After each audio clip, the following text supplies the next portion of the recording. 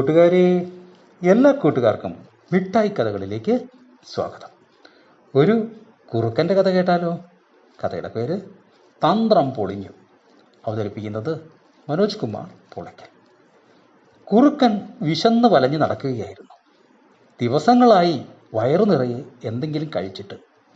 ഒരു രാത്രി ഒരു വീടിനടുത്തു കൂടി പോകുമ്പോൾ അവൻ കണ്ടു, അതാ വീടിൻ്റെ പിന്നിലായി ഒരു കോഴിക്കൂട്.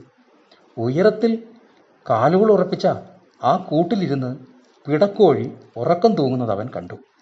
ഭാഗ്യത്തിന് കോഴിക്കൂടിൻ്റെ വാതിലടച്ചിട്ടില്ല. അവൻ മുകളിലേക്ക് ചാടി നോക്കി. ഉയരത്തിലിരിക്കുന്ന കൂടോളം എത്താൻ അവന് കഴിഞ്ഞില്ല. അവൻ വീണ്ടും ശ്രമിച്ചു നോക്കി. പരാജയമായിരുന്നു ഫലം. ഒന്നാന്തരം ഒരു കോഴിയെ വയറു നിറയെ തിന്നാനുള്ള അവസരമാണ് തൊട്ടു മുന്നിൽ.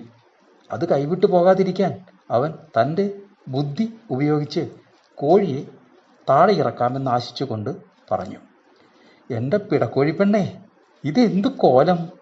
നീ ആകെ ക്ഷീണിച്ചു പോയല്ലോ. ഏതു പൂവനും മോഹിക്കുന്ന സുന്ദരിയാകാൻ നിനക്ക് ആഗ്രഹമില്ലേ? അതിനുള്ള മരുന്നുമായിട്ടാണ് ഈ വൈദ്യൻ വന്നിരിക്കുന്നത്. ഈ മരുന്ന് പുരട്ടി തിരുമ്മിയാൽ ഭവതിക്ക് നല്ല സൗന്ദര്യം കിട്ടും. താഴെ ഇറങ്ങി വന്നാലും. കുറുക്കന്മാരുടെ തന്ത്രങ്ങൾ ആവോളം കണ്ടറിഞ്ഞിരുന്ന അവൾ അറിയാതെ ചിരിച്ചുപോയി. എൻ്റെ കുറുക്കച്ചാരെ, താങ്കൾ ഇതിനകം അനേകം പിടക്കോഴികളെ തിരുമ്മി സുഖപ്പെടുത്തിയത് എനിക്കറിയാം.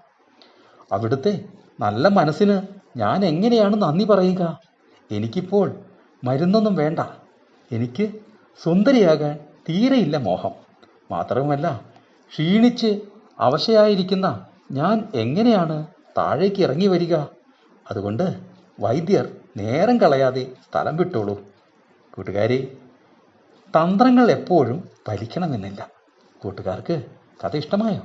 എങ്കിൽ പുതിയൊരു കഥയുമായി നമുക്ക് നാളെ കാണാം. എല്ലാവർക്കും നല്ലൊരു ദിനം ആശംസിക്കുന്നു. Story uncle.